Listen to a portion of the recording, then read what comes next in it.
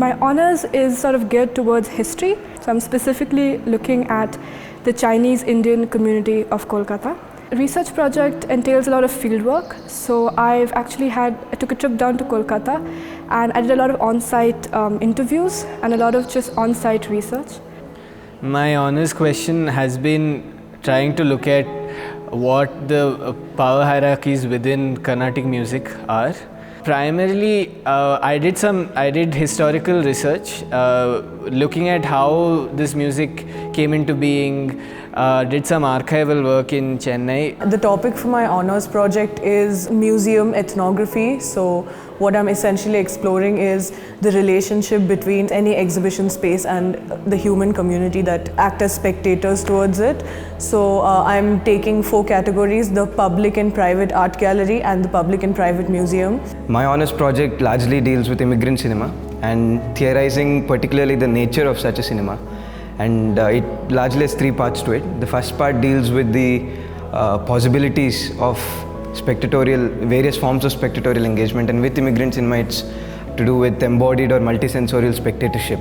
And the second part deals with the philosophy of representation itself. Mainly I'm looking at works by Shona Behari and Mona Houghton, and these are people that do experimental shots, not necessarily feature films. So there's that whole class of people who do this, and there's also people like Mani Ratnam and also Julie Dash, another African American women director who's done this film called Daughters of the Dust. That is also an important film, and also Amrita by Mani Ratnam is another one. And Seeing is Believing, and there are several other experimental shots. I'm looking at a lot of secondary material on the topic as well. So it's a culmination of a lot of secondary work and my own primary field work. So I thought it would be really difficult to sort of conduct interviews because it's very difficult for people to open up to a sort of an outsider during these interviews. So I kind of went in not very sure about whether people would open up to me. But I got in touch with a lot of people in very prestigious positions, and so I was able to get a lot of interviews done, and I had a very diverse set of people who I managed to interview. There were a lot of second generation Chinese, a lot of women, a lot of men, children, so sort of younger generation as well, and they all had very different sort of experiences of living in India, in a foreign country. I've been learning Carnatic music for a very long time, but it has only become more reflective practice after I've come here. When we sing or when we do any art, mostly we think a lot about how technical and how well it should be, especially when you go to the classical end of the spectrum. And there is not much thinking on what are the social effects it has, what place does it have in society. And those things started becoming more and more apparent to me because when I came here, I was exposed to a more diverse community who had diverse musical interests, diverse musical talents, and I started thinking, why is it that why is one music valued over another? A lot of these older generation Chinese Indians still refer to themselves as being Chinese, whereas a lot of the younger generation of Chinese Indians, sort of the people in their 30s, mid-20s, they see themselves as Indians, you know. So really my research is looking at the complexity of this whole term called the Chinese Indian. So just unpacking what it means to be a Chinese in India and what it means to be a Chinese Indian. I'm really hoping to pursue it at the master's level and maybe even do a PhD after that, and maybe look around this whole idea of minority communities in Kolkata. The insight that I receive from various courses. So for example, I had a course called Practices of Literature last semester.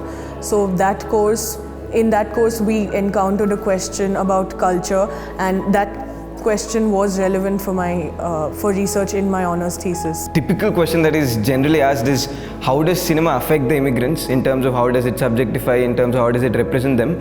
But I sort of reversed that question and asked, what does the immigrant situation do to cinema itself?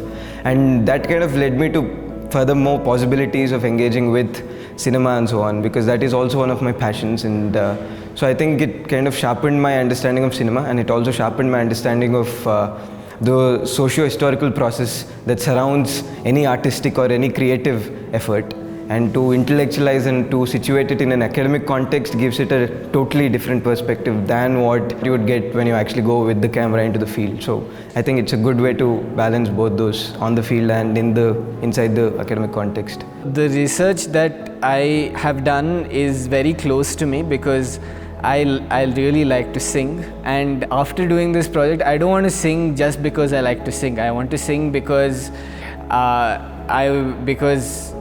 I want a better future for me and for the people around me. It has been a very, very helpful journey more than anything else, because when I first entered the university, there was a certain way in which my mind worked and a certain way in which I can see that even in my writing. My writing has changed drastically from when I first entered the university, and I think that has happened for the better. In my discipline, I have encountered various intersections within courses which I can incorporate into my thesis, as well as given me ideas that have made me think and find new ways to approach my thesis. So one of the great challenges that I was going through while working through the project itself was attaining a sense of moral integrity with what I'm doing, because it's very easy to write about these people, these immigrants and the cinemas that are happening, and there's always a certain distance that an academic maintains with the world. But Azim Premji has helped me to sort of, sever that distance and sort of mold myself in such a way where I can interact with the social reality and also the intellectual distance that has to be maintained in order to abstract what I'm observing. So to juggle between those two worlds has been an important process that I've been going through throughout my research. So the combined humanities program especially is quite ambitious, but also quite innovative, because it really comprises of the three major disciplines of humanities, which is history, literature and philosophy. So when I came to APU, I was mostly really focused on literature and history because those were the two disciplines that I had previously encountered. But I really realized that philosophy is also something that speaks a lot to both history and literature. So when I decided to do my honors research, I wanted to place it in history because I was particularly interested in the subject, but I also realized that philosophy and literature also in many ways influence the kind of work that I'm doing. So I had a lot of readings from literary theory and philosophy theory as well in my research.